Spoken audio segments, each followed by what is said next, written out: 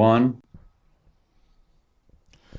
Nikki, such a pleasure to see you. And you are one of those people with whom I had a connection even before I saw you. And I heard you before I saw you, just like I heard Liev Dalton before I saw him live on the grounds of Confluence. And as is one of the many themes of that place and that time shared together, it seems perfectly timed and divinely arranged. And still, of all the places to start, I am very keen to know if we take it back to the Nicky Leach of, let's say, 2019, 2020, did you ever imagine that you would find yourself with the interests you have now, with the professional pursuits that you have now, and with the willingness to attend something like Confluence? Because as someone who had his fair share of latent skepticism and subtle questioning of how things were. It was never really overt until 2020 and 21. I think you and I know a lot of people, both personally and in our own sphere of education, of people who have always been dissenters their whole lives. And it's not that I don't identify with that. It's just that I know there's many of us who would have never thought that they would have found themselves steeped in these conversations and experiences of freedom, whether that's health freedom or personal sovereignty or anything like that. So will you take us back to Nikki of 2019, 20-ish, and where you found yourself, and if you could even fathom that Confluence would now be part of your life? And with that, welcome, my friend. Good to see you. Yeah, great to see you as well. Thank you. It's a good question. 2020 would take me back to about 24 years old, 23, 24. And at the time, I was focused on music production, and that's what I thought was going to be the thing that I'd end up doing. And it's a big passion of mine. I've always loved music. I grew up playing piano and Mm. even played some jazz trombone, but piano is the one that stuck with me for a while, and so that transferred nicely over into that world. But at the time, I was with a girl that I wasn't supposed to be with because that's not who I married, and I was doing a craft that I thought I was going to end up doing the rest of my life. And interestingly, when COVID hit, I didn't think too much into it at first, and I wasn't fully awake. I was quite very much still in a slumber at that point. But with that being said, I still have always been the type of guy that doesn't just go through the motions, and I don't like people telling me what to do, um, or especially if there's not good reason, or especially if the quote unquote authority that's telling me what to do isn't someone that I really respect or look up to. So Yeah. yeah, it was an interesting time that I just was. I remember feeling more than anything of kind of a detached observer, just like what's going on? Like, this is interesting, this is weird, whatever, just trying to live life as much as I can still to the fullest. I would let my mask drop as often as I could until, my manager at work would scold me for it. And, I'd take walks on the beaches. In California, I was living at the time, they banned walking on the beaches. Yeah. After a certain time, you could get a ticket. So craziness. Anywho, um, long story short was that around the time of 2021, late 2021, I started to have the awakening beginning. It started a lot with just existential tension releasing, through learning about the esoteric and going deeper into the spiritual side of the world and the spiritual side of life, learning about the mystical layers of the story of Christ and the mysticism in the East. And so that started to open the channels, and ultimately that led me deeper into just what is all this and what are we doing? Because you have the version of the 9 to 5 and go to college and all of that, and then there's a lot more going on. So anyways, yeah. And just quickly, Nikki, do you remember some of the first portals that you had access to? Were they books? Were they teachers? Were they movies that Yeah. started? Because as you may have heard my conversation with Lauren or it may have been somewhere else. I started with Stoicism around that time, 2019, 20, and Nice. Yes. thankfully found my way quickly to deeper and more mystical levels of philosophy and then spirituality. I can imagine where I might have stayed if I, remained on that plateau of something like Stoic philosophy. So, yeah, what were some of your first introductions to going deeper within yourself and within the world? Yeah, actually, I had a best friend send me a podcast in October of 2021. I was living in Woodstock, upstate New York at the time for 3 months, and every day I was walking through the forests.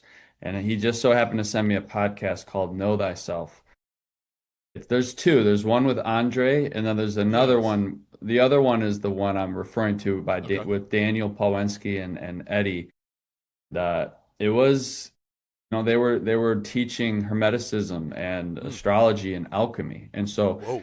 yeah, it went deep and it started, like Hermeticism, like the Hermetic principles are like the metaphysical laws that govern the world. It's more of a science meets spirituality somewhere Hmm. in the middle. And so that called to me, and I had yet to find those traditions in such a way. And so the way the timing, it was just perfect. He sent it to me. I was ready to receive it. I was open to learn those things and go there.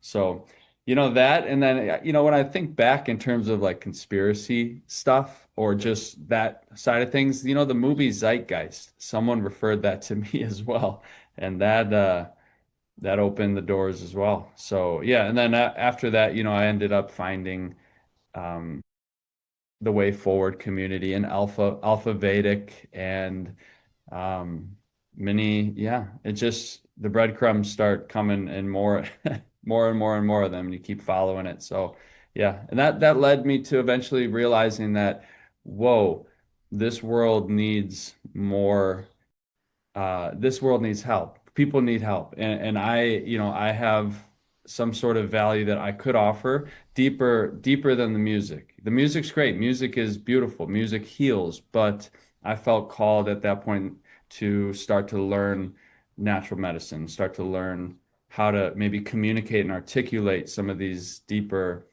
uh, concepts and deeper principles of the human experience that have been lost in culture and society.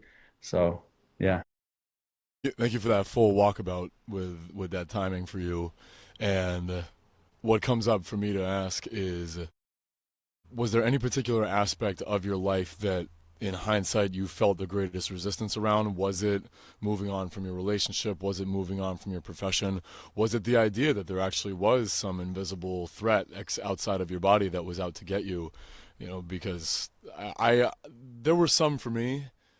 A lot of it was around stories. I mean, for instance, I've mentioned this many times that I did 3 hours on this podcast about the lab leak theory, and I don't even believe that anymore. Mm, And thankfully, I've been given the grace to realize that no one has perfect knowledge, and when we're at our best, when we know better, we do better. And exactly. so I don't know if I had a lot of resistance around that because maybe like yourself, Nikki, I feel blessed with the true gifts and blessings of my life that I feel like I have been granted access, mostly when I've been ready, because I know the resistance often comes when we're not, Right. to to the depths of whether it's spiritual science and Rudolf Steiner or the way forward and all of the many layers to that, where yeah, I feel like I haven't had to remain stagnant too long. I feel like it's been a great blessing bestowed on me to move quickly through different phases and perspectives and paradigms in my life, and not and I'm talking about worldviews and things like that. I have my own resistance and blind spots for my ego side, for my personality and my inner life that thankfully I'm in a loving relationship with someone who mirrors that to me, and I get to work through those things. Mm. I'm speaking more, and you can take that in whatever direction you want, on the personal side or more on the paradigm side of where you feel like you had the most what you consider to be the greatest obstacle for you to surmount in that time. Yeah, great. That's a great question. And I think I felt lonely in the knowledge that I was learning. I felt Yeah. as though the path that was calling to me inherently was also ostracizing me or sort of alienating me is probably a better word from Yeah. much of the circles that I was familiar with. And so, I felt like I was going on these journeys mentally and spiritually and psychologically as I learned things and as I was sort of following my heart as it guided me through these different mystical traditions or through some of the harder to see and digest realities concerning the inversions in our medical system and our school system and politics and government and perhaps what some of the so-called secret societies and elite people are doing and have been attempting to do. And you get down to the road of the occult, and some of the darker aspects of the occult and how there's all this knowledge and truth that's intentionally being obfuscated and buried and hidden from the public, right? So there was a social alienation that I felt and sort of like all this weight I had to bear, and it would be hard to know how to communicate these things with people. And so, I did go through a year and a half that could be summarized as like a big long night of the soul. What do they call it? You know what Dark I'm Night of the referring? Soul. That's it. Yes. Yes, the dark night of the soul. A lot of tears and crying. But I will say that ultimately, the liberation, the freedom that came through that pursuit of truth will always, it reconciled it. And, eventually I saw the light at the end of the tunnel. Eventually I dropped the doom and gloom and I realized how, you know, we have so much beauty and power and strength to the human spirit, and that's in here. No one can take that from us, no matter how hard the outside world tries. So I started to come into that realization, and an event like Confluence just re-emphasizes that to the max. Just it's like Confluence is the great mirror that reminds us and shows us who we are when we all come together, and so that was beautiful. But yeah, yeah, yeah. That is brilliantly beautiful, and I'm so relieved and thrilled that you found your way through that to that place away from loneliness, isolation, alienation, because and as you know from talking to people at Confluence, that's a very intimately familiar theme that many of us went through. For Right. me, it turned into, yes, that time of where it was almost a burden to know some of what I thought I knew, and then there's that someone put it as constipation, as you have to bottle so much of that up, Mm. and then you sometimes we're guilty of just foisting that upon people before they've expressed any level of readiness or openness. Yes. But that's just the arc, that's just the learning curve, I think, of because I'm so far removed from that, is I do my best to embody whatever it is that I find to be good, true, and beautiful, and just see who that attracts toward me. Mm. And thankfully, there have been several people in my life, and especially good guy friends, that have met my general openness with a version of their own, and that's the most validating and exciting. And that's where free energy really starts to circulate, is instead of just trying to blast people with the waters of wisdom that they're not ready for. They can choke on that for sure. And when you Okay. get that feedback, I know for sure it definitely made me feel very much like a hermit for a time. I mean, physically, not having a lot of work and not being out socializing like I thankfully have found my way back to, because Mm. even coaching tennis at a tennis club, I mean, I can drop my little, when I see people, I may have told you this at Confluence, but when I see people tap rackets after they're done playing or on a good play, whereas, pretty much before 2020, it was high fives and chest bumps all day, I just look people right in the eye and I say, "You're not afraid of germs, are you?" Just because I see the ripples still where people don't really think of all that social distancing, all that hand sanitizing, Yeah. and if I can be a pattern interrupter for them, I can do it in a good humored way without making it very serious and without making it a projection of how I think they should be feeling. No, we can be playful with people and just see who wants to dance with us. So I'm now keen to ask what your evolution with that has been, because now you've found yourself, or you've created for yourself rather, this position where you actually do serve people in a specific and very, very, I was going to say, advice oriented way, a level of guidance rooted in the terrain paradigm of health that is I believe, aligned with the most beautiful world our hearts know is possible. When we talk about these shifts, and you can Yes. tell me your own relationship to it, is that when I started to take a scalpel to evaluate and dissect what could be the possible, not necessarily of why is this the way that people think about things, whether it's health or law or culture or anything like that. I do my best to go into my heart and ask, well, I mean, because we rationalized ourselves, as you've alluded to, we've rationalized ourselves above the shoulders into a schooling system that doesn't foster creative and healthy children. We rationalized ourselves into a 9 to 5 work life that has most people really numbing themselves and avoiding, whatever it is that makes them feel most alive. We rationalized ourselves into a war-based economy. We've rationalized so many things, Yeah. and the head can do all that. The head, we've learned that the head can adopt these stories of sick care and the whole germ-based theory of medicine. Uh, if you can take me and anyone listening to the journey that you took into your heart, that I would imagine helped you embrace the trained philosophy of health. If you would, Nikki, indulge me with a with your own definition of how you present. If you ask someone to say, if you were to ask anyone, are you familiar with terrain? Do you know what that means? How do you simply and effectively communicate that to people who have have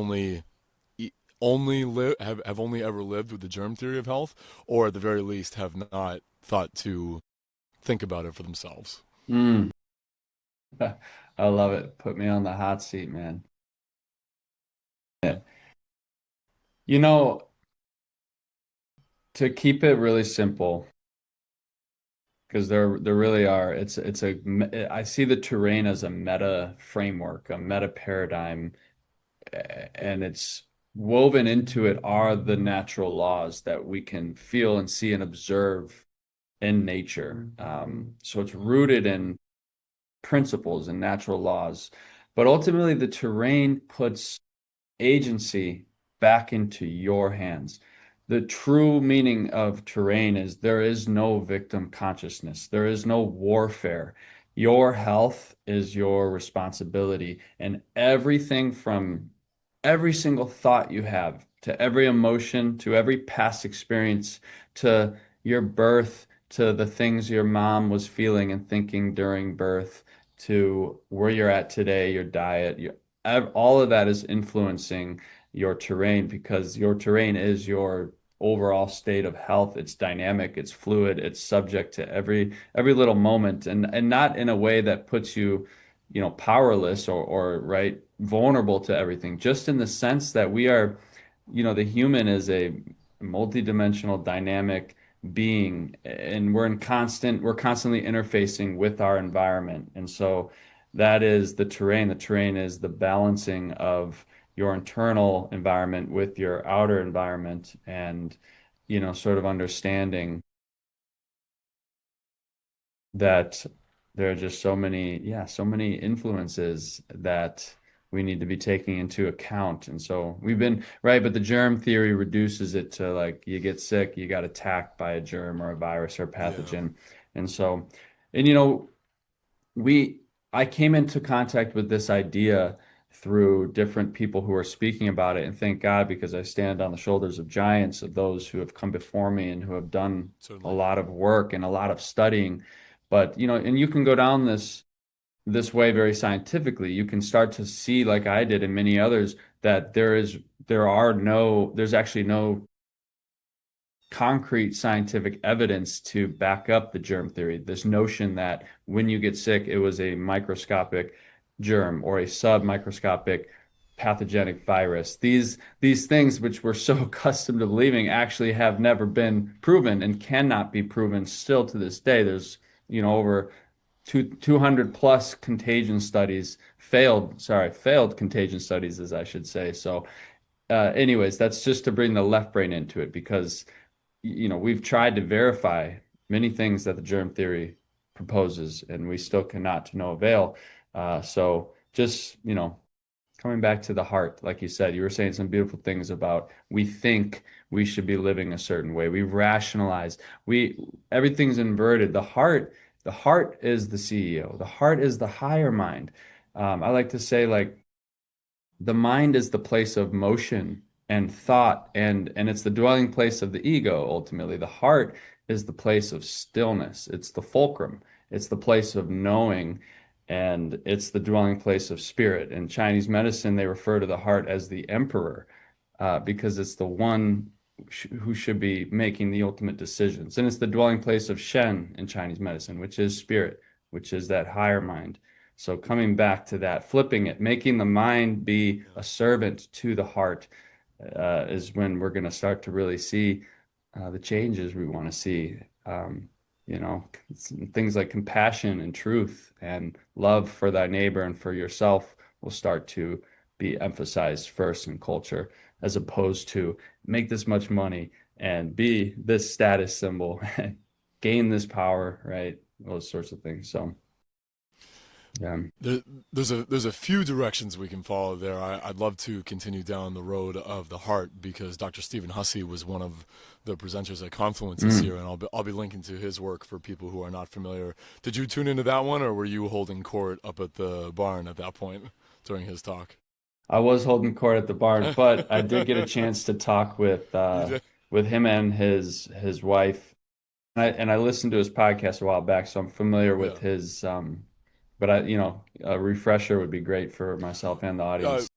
just one that stood out, one topic that he addressed that stood out, especially that's tangential to what we're talking about here today, was that the heart is really the first point of contact for anything that we receive, and then communication to the brain, which then becomes it's almost the mailroom. It sends out and organizes all the signals from there. But Mm. we really do first. That's one of the tremendous mysteries and gifts of our lives as human beings is that we have a heart that is our emperor, that is our ruling presence of our lives, that our bodies are a home and a temple to our souls, and the brain is more of this messenger center. And there's so much depth to that. I even talked about this with Brooke McPoyle of musical breathwork, is thinking of the brain as more of that receiver decoder instead of the origins or the originator, the source, because Mm. it's one of those other, like I had a fairly brief stint of being into, I guess you could say, neuroscience or all the Huberman type stuff that's super popular right now Yeah. and has been for several years, where people are so obsessed about what you do chemically or mechanically to enhance your brain power, as if that's the end all be all. And I think one of the places where I started to depart from that paradigm was in realizing that mind is something totally different than the brain, and especially yourself as a student of Hermeticism, capital M mind, this capital Mm. I intelligence, is something totally different than this organ that we have. It's still a highly useful organ, and we have part of our chakra system is connected to our brain capacity, and still there's enough information out there that people with less brain matter and maybe all these quote unquote synapses or circuitry. I mean, Dr. Stephen Hussey even pointed out that I think there's more nervous system circuitry in the heart than there is in the brain. And so there's a supreme intelligence that exists there, and then the brain, does help us process and, of course, connect to, the full extent of our body. But it's these types of questions, and even if you and I don't have answers, it's these questions that will or have guided me toward an acceptance of a lot more mystery, and also a belief in a creator, that the design, the intelligence, the wisdom, and I always talk about the brilliance of my body, is so far beyond what any brain or even human mind could conjure. Just like life, just the idea that life, I mean, yes, it takes an act of copulence, or it takes man and woman coming together, and only man and woman coming together, in case there was any doubt about that for anyone listening, to create more life, at least for humans. And I feel pretty good about that, in terms in terms of its validity. Yeah. And still, after that act, there's no active creation. Just like you and I have no control over our digestion, just like you and I have no control over the vortexing and spiraling of our heart and blood. Thank God truly and literally for that. To circle this back to terrain, I mean, I was talking with people even there and since about just on the physical level, because I know you alluded to the fact that it's that fluid and dynamic relationship with thoughts, feelings, our relationship to our grandmother, even great grandmother, because grandmother, mothers contained in grandmother, and et cetera on down. Right. Those things all have a pretty intimate and specific impact on us physically. And then even right now, man, I mean, I'm sitting out here in the sun, so my body, beyond my conscious awareness, has a relationship to where the sun is in the sky, the time of day, how much sleep I got last night, how much water, when's the last time I ate, how close I'm sitting to my laptop that's being charged right now with, yes, there's non-native EMFs, the amount of movement I had, how excited I am to see and talk to you. These are all aspects of our terrain. Yeah. Probably each one is worth a deep dive at some point in life. Is having a deep dive into the quality of my relationships. And I loved that my friend and teacher Edmund Knighton spoke about parts of ourselves as one of the. I mean, I just thought it aligned so seamlessly with the idea of terrain that we have parts of ourselves. To say that I am injured, or to say that I am introverted, or I am always late to my podcasts or anything like that. Those are parts of us that are worth a deep dive. And to say that that is the I in my totality is not quite painting the whole picture. And so I'd like to know, just personally for you, along your health journey, especially once you adopted terrain, how you navigated the idea, because what you said is something I hold to be true, that it is the most empowering. When I look at any sort of perspective or inner vision shift for myself, is what is going to create the most true power and therefore freedom for me.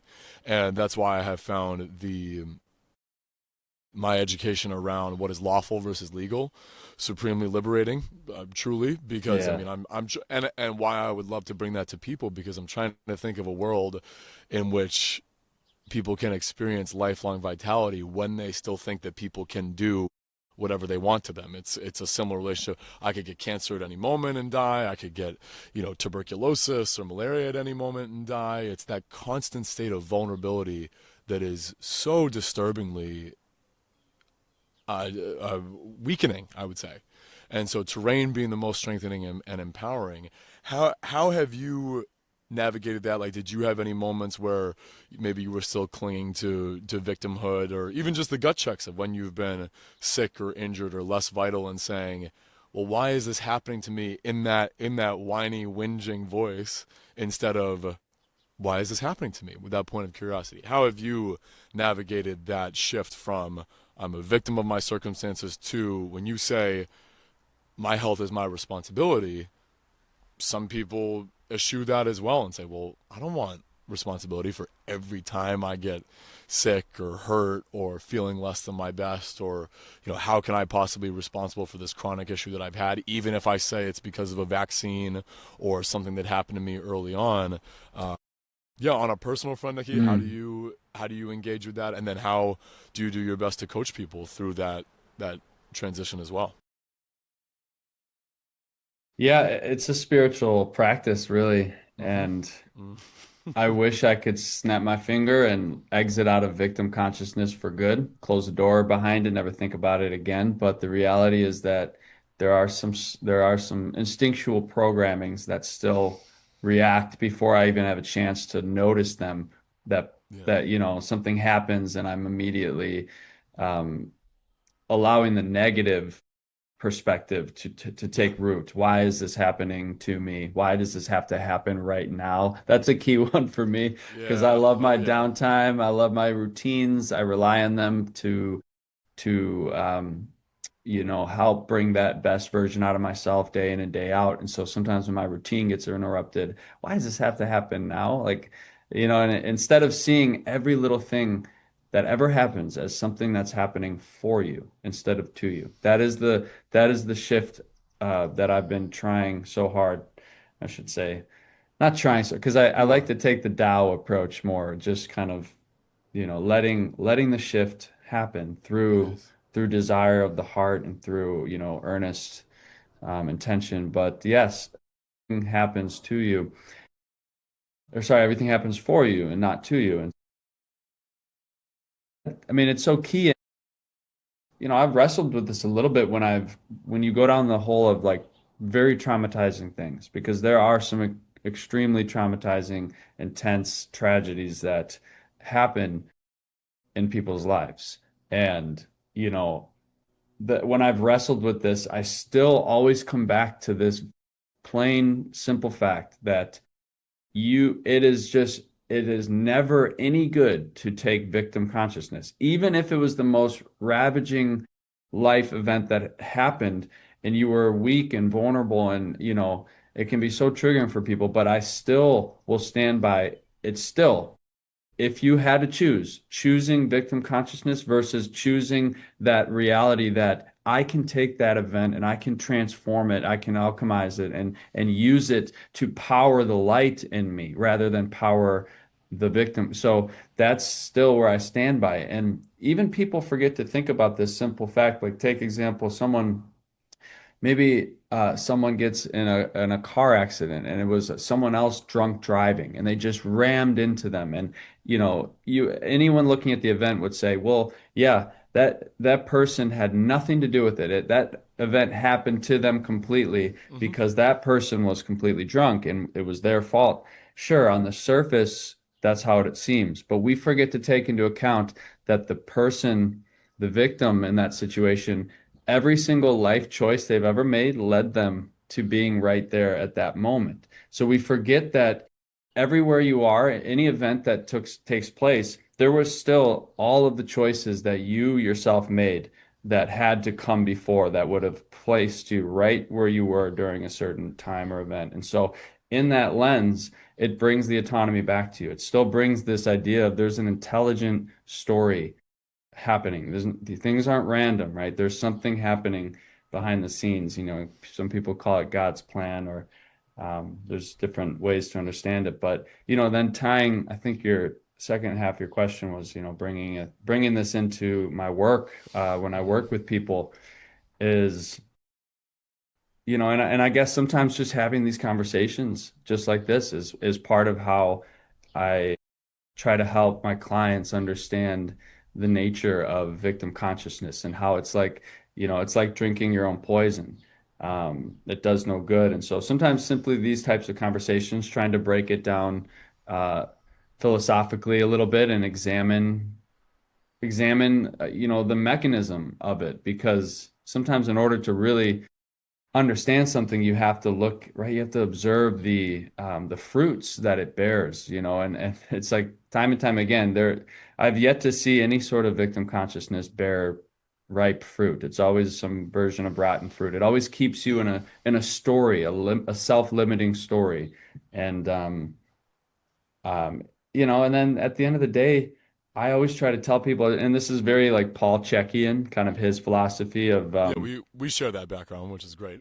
yeah, absolutely. And so I try to tell people there can probably be some good, sure, to trying to think about and analyze at times and journal and write about the things that you've been through to try to process them. I'm not denying that there can't be some release there, but a lot of the times we've exhausted that. A person has exhausted that, and all you really need truly is to just re-engage your heart, re-engage a relationship with life that's based in playfulness, intuition, and rhythm, and figure out what do you want to be doing and do it. It's that one dream philosophy that Paul Chek has that I love. So, and I do think that when you take that route, sometimes it can dissolve the trauma. It can integrate the trauma naturally because you're just focusing on living from a place of joy.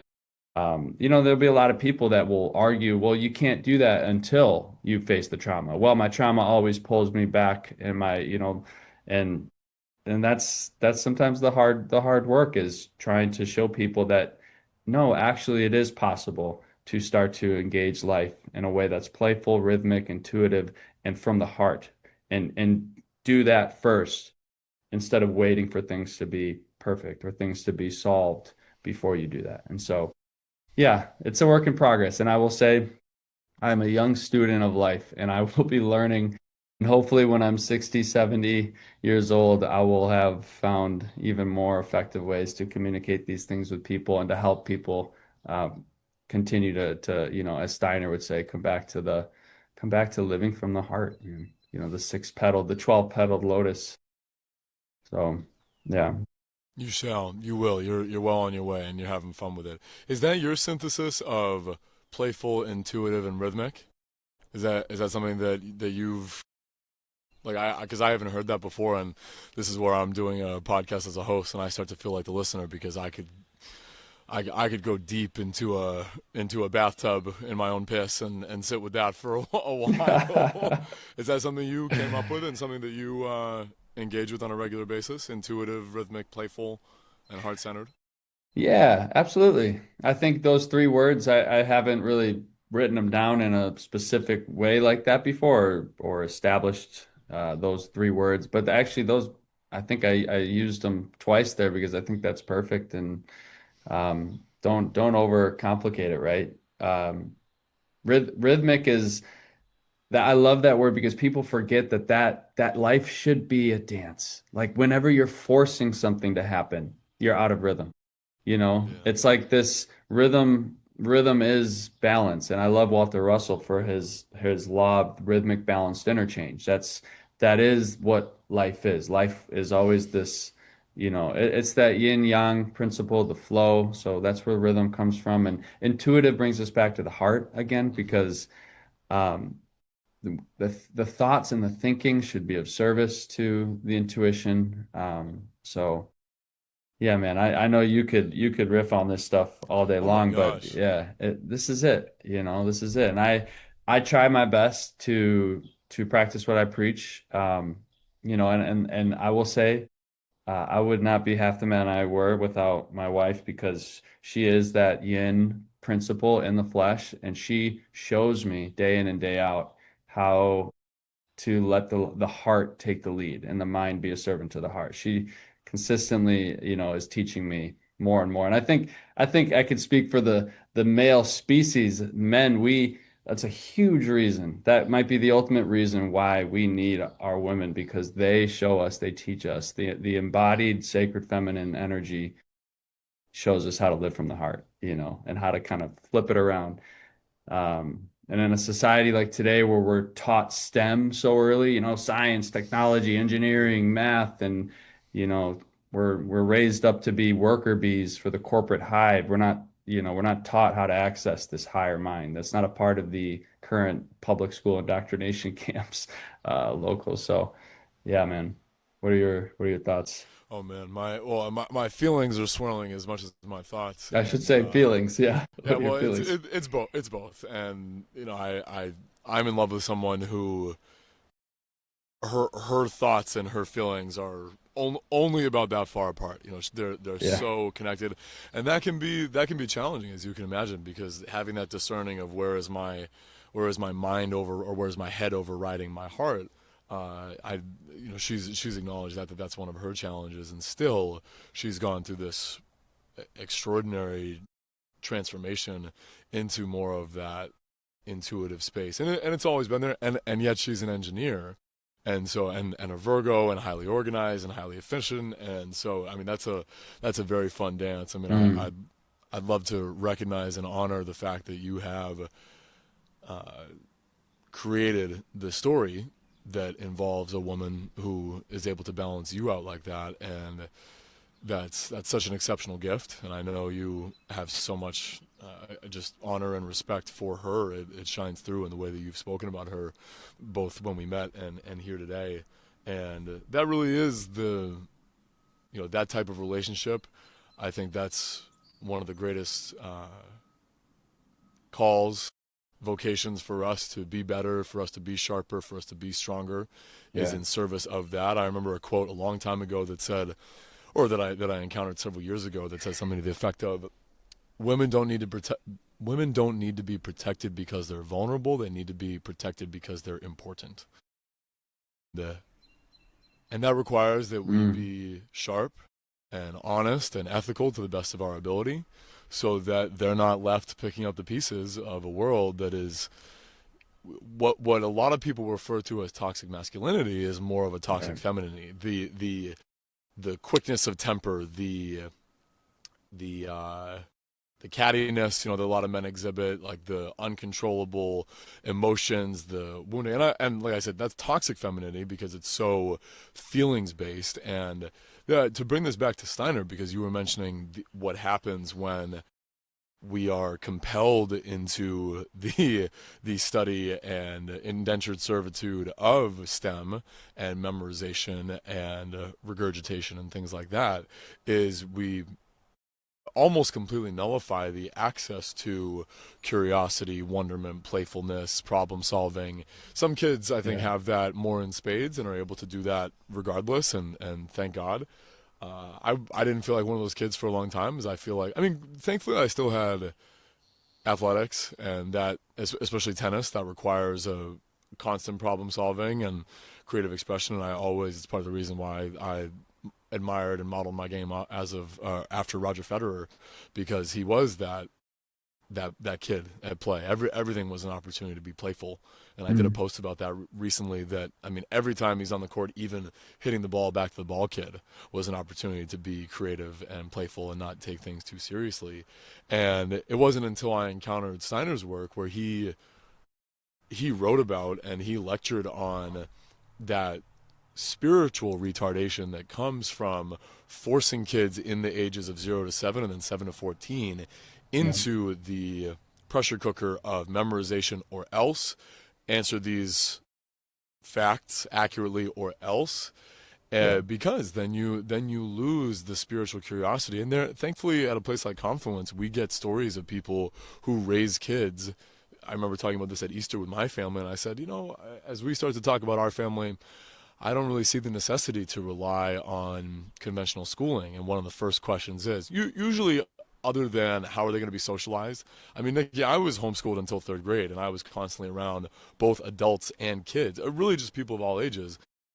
I'm not socially retarded, I don't think. You and I Yeah. hung out, so that, because people think if you don't get it right from the beginning, and that's where Waldorf schooling, I think, has a great remedy or antidote to that, which was inspired by the lectures of Rudolf Steiner, is that you have kids mingling with kids of all ages and abilities, and Mm. that's the diversity and variety of life.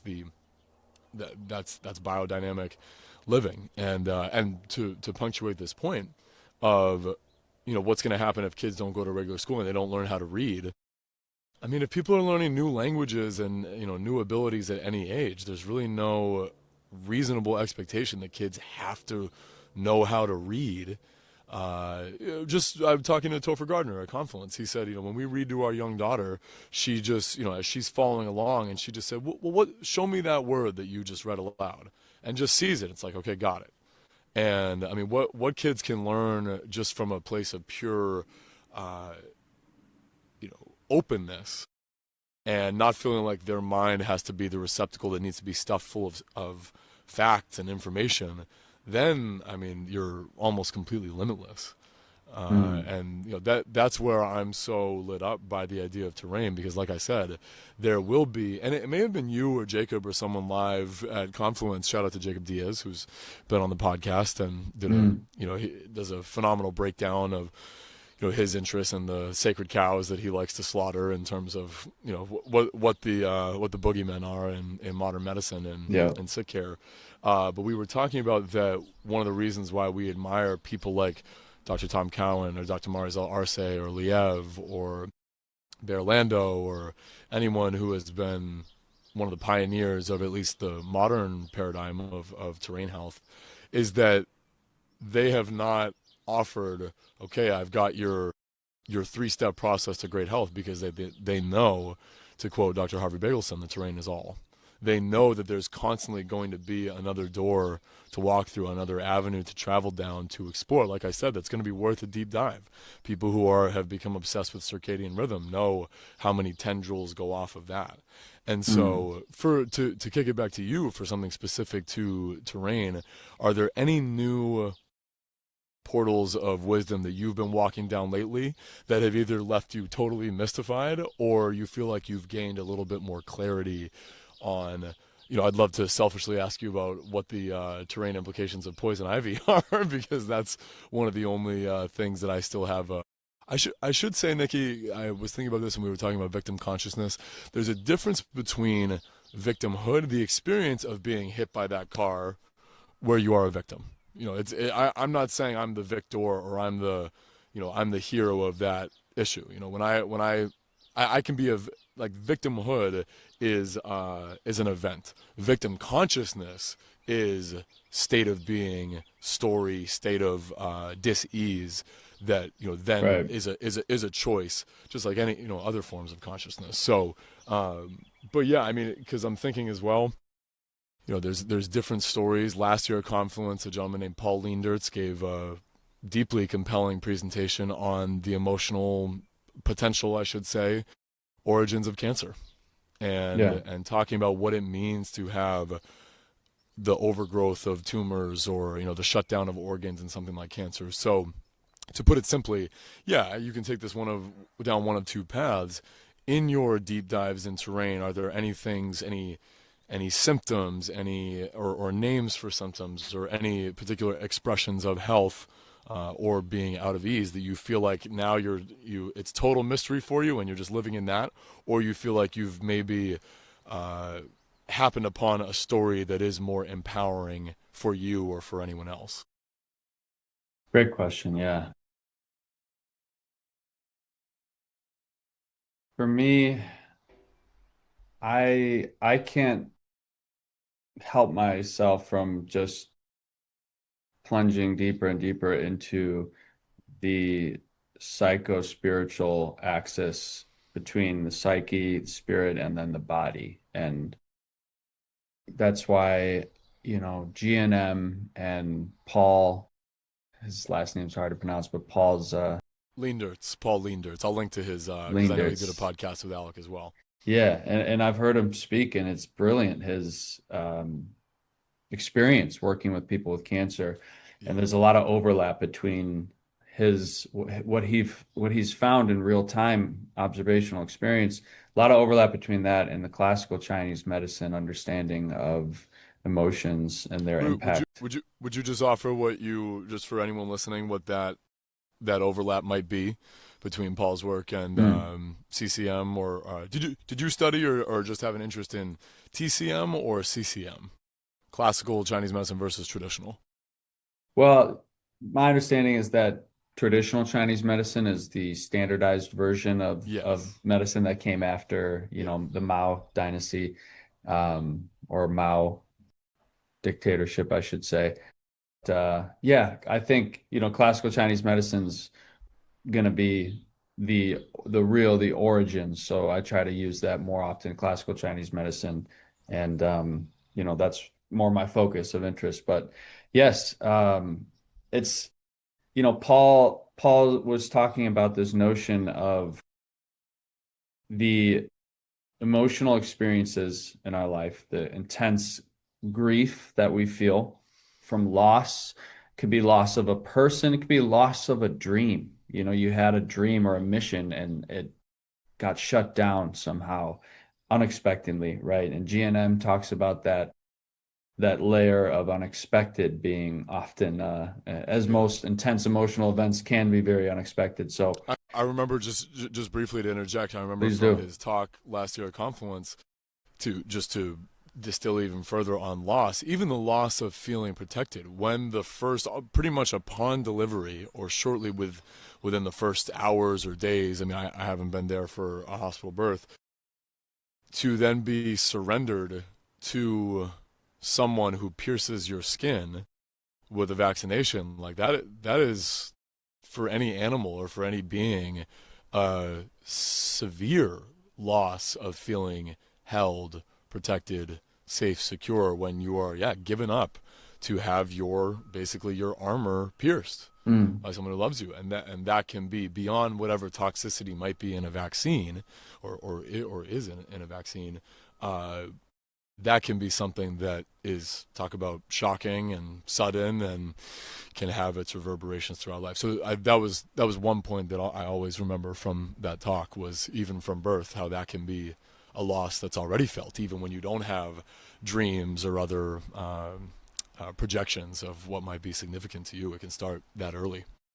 Absolutely. Yeah. Yeah. Can predate the development of the personality, even the ego and individuation. Yeah. Yeah.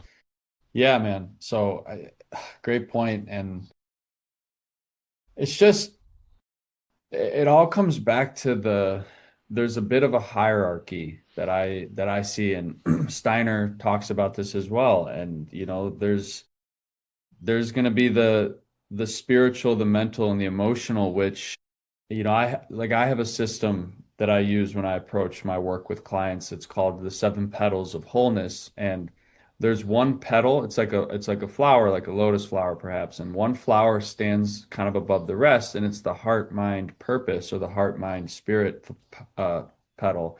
And the reason it stands above the rest is because the lower six petals are all physical elements like sleep and diet and hydration and movement and light and breathing. And I say physical, Hmm. they're all kind of Yeah. interrelated. But the reason the heart, mind, purpose stands above the rest is because you're, again, back to the hermeticism of all is mind. It all starts with the mind. There's an old alchemical axiom or maxim of as I think, so I feel, so I act. First, there is a thought, then there is an emotion attached to the thought, and the emotion gives the thought even more velocity, and then it causes you to act or behave. And so, And that's why Steiner, in his teachings on self mastery, advocated and encouraged honing the faculties of clear thinking first. yes, Because if my thought is completely regulated to, at least in our perception, what everyone else is doing or saying, or whatever I think my image is, and that is a spiritual experience, as you're right. talking about, is that there does have to be that sharpness, that clarity, that freedom as best you can to think, because from there is where our life expression flows out. Yes, absolutely. And so again, a lot of this is digging into spiritual things, in my opinion, is going to help really refine one's understanding around the multi-layered reality of the human experience, because the physical body, the flesh, the blood, the bones, the organs, that is the last sort of densification of an energetic template that precedes. There's an etheric template, the way have come to understand. There's consciousness precedes form and energy precedes matter, that kind of understanding. And so when you take that into account, then you can see why classical Chinese medicine and GNM and these traditions that have been around for so long have observed and have documented and have created and established a reproducibly evident system that connects specific emotional experiences or psychological experiences to effects that it has on the body, whether it be an organ or tissue in the body. And so, and oftentimes it's our resistance to the experience. That's something to note. It's not about blaming the experience. Like that's where we got to remember the victim consciousness thing. It's not the experience, it's our resistance to the experience. It's the story we create around it. It's our inability to process it and integrate it, because again, we grow up in a society now, in a culture where many of us we don't have elders around us, or people who can help us process things and integrate things. And even from the get-go, you're talking about, the 0 to 7, 7 to 14, the way that the mind is brought up, like we're not, they're not really, the schools aren't really preparing us well to deal with those sorts of things. And oftentimes our family structures aren't as well. And so,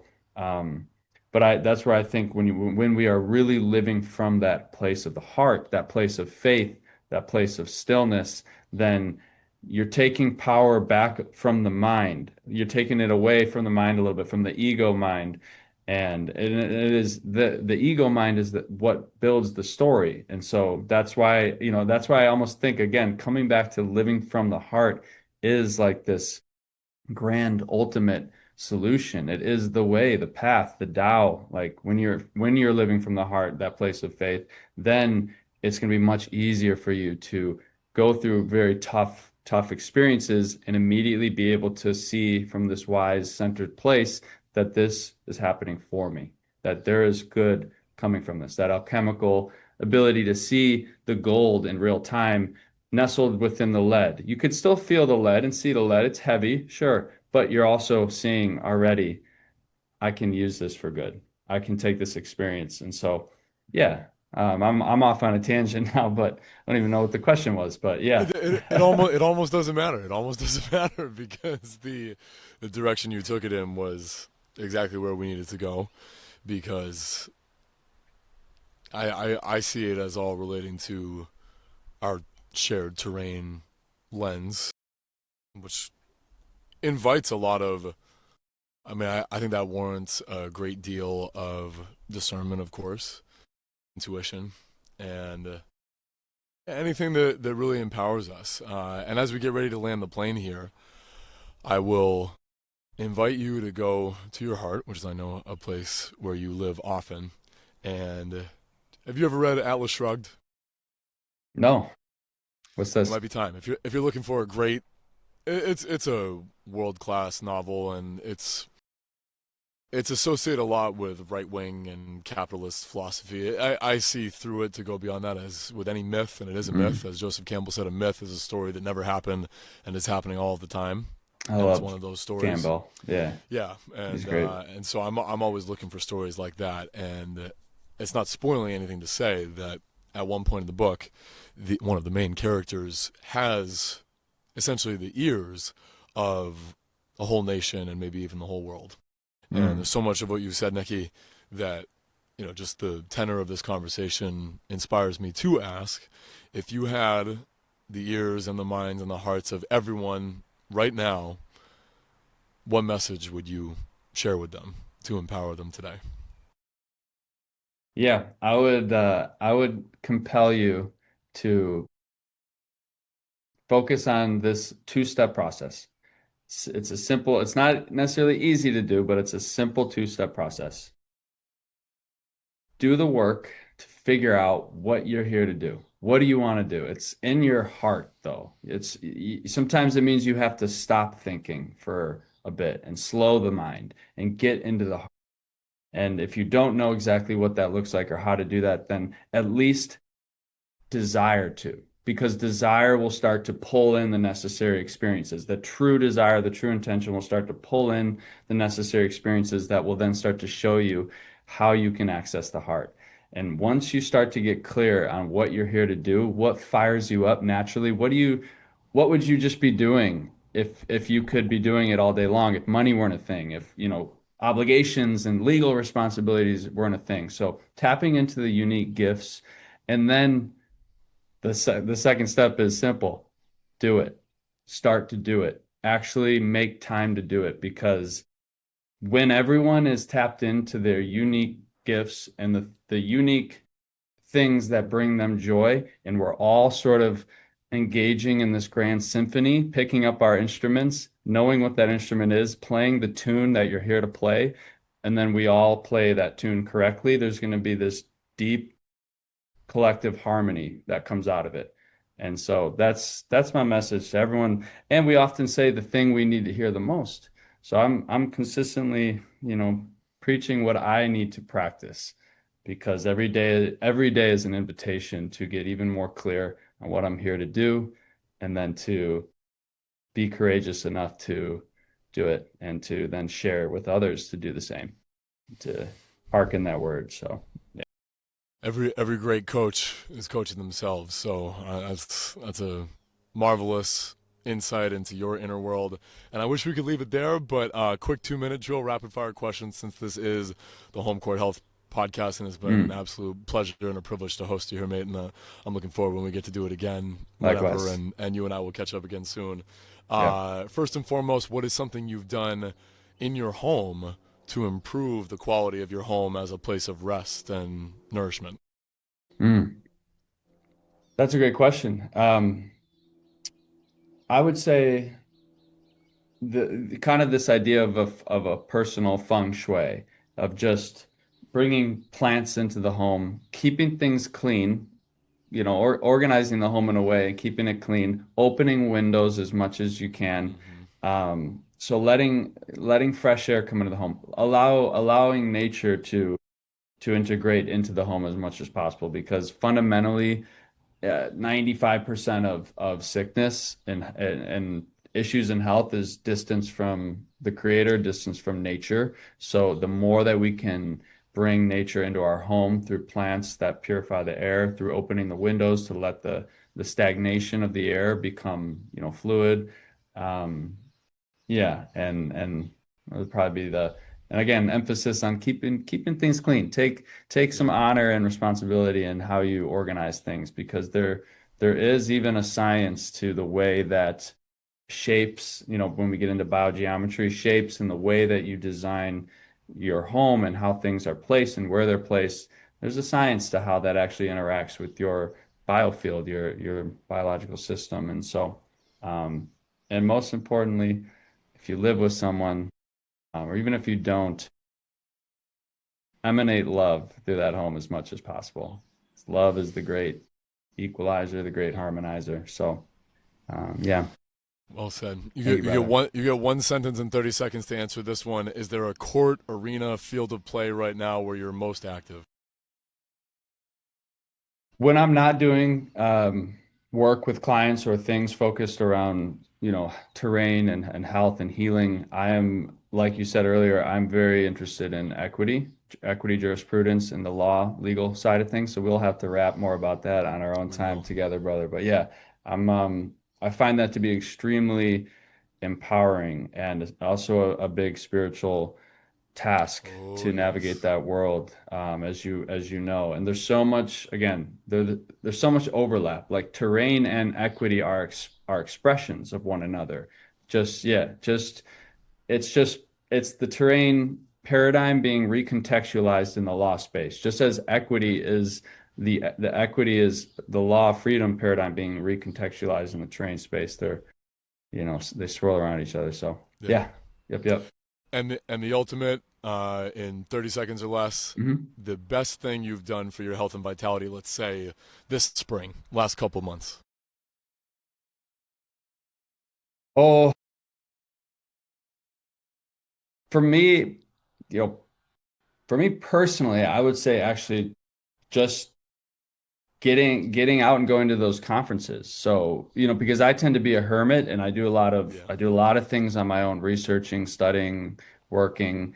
And so just letting go of all the work and going out to just be with people who I can just flow with and have conversations with. And so kind of trying a new thing, getting out of my comfort zone, going to a new state, new conferences that I've never been to.